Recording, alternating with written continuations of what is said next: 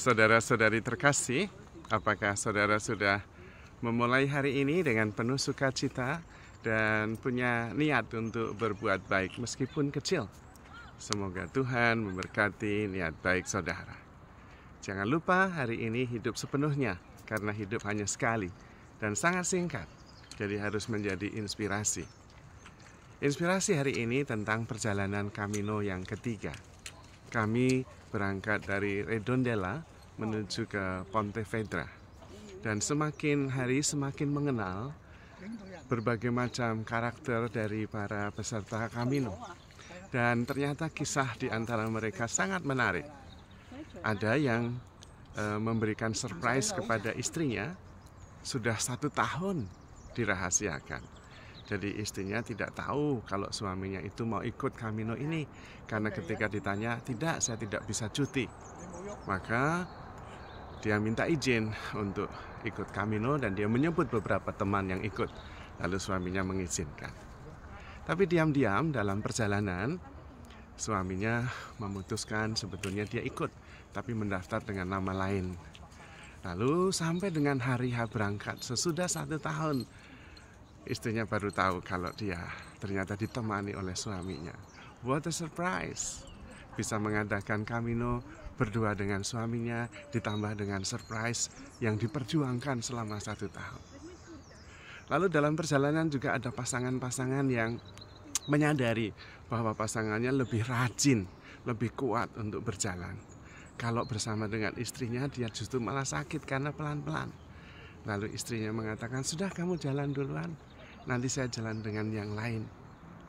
Karena itu baik untuk suaminya, kalau tidak suaminya akan sakit. Dan istrinya merasa tidak nyaman. Maka kemudian dia bersama dengan yang lain, lebih pelan tapi lebih bahagia. Dalam kehidupan seringkali seperti itu. Tidak selalu harus sama-sama. Ada space yang bisa dinikmati sendiri-sendiri. Ada juga yang dalam perjalanan kemudian bercerita betapa begitu banyak rahmat yang dialami dalam perjalanan ini. Menjadi lebih sabar, menjadi lebih bisa mengerti, lebih bisa menghargai apa yang biasanya tidak begitu diperhatikan. Salah satu yang sederhana adalah mencari kamar mandi untuk buang air kecil, buang air besar, itu sulit sekali. Maka kemudian bisa membayangkan betapa bahagianya sebetulnya di rumah kalau ada keinginan alami, begitu mudah melampiaskannya. Tetapi di tengah hutan dalam perjalanan tidak begitu mudah.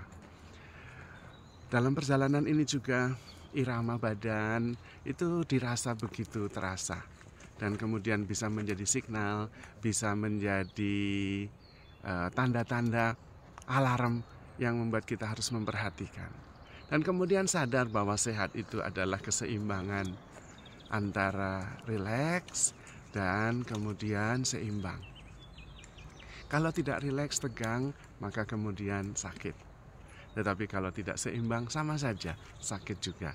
Jadi sehat sebetulnya adalah seimbang dan rileks. Kita perlu mengatur keduanya itu. Dan sebetulnya badan kita punya tanda-tanda. Seperti kalau kita misalnya bertemu orang yang membuat kita merasa tegang. Meskipun kita berusaha tidak tegang, tapi tangan kita basah karena keringat. Itu artinya badan kita memberi sinyal. Dan kita perlu melepas, perlu menerima banyak hal. Dan dalam perjalanan ini, kita sungguh-sungguh seperti lagu Jubileum itu. Dalam ziarah, aku berserah. Dan disitulah rahmat kemudian kita peroleh. Karena memang kehidupan itu sudah menyediakan yang terbaik untuk kita. Kita bisa banyak belajar dalam kehidupan ini melalui perziarahan kita. Terutama di tahun Jubileum, cobalah dalam perziarahan kita berserah. Dan Tuhan yang menyelenggarakan hidup ini.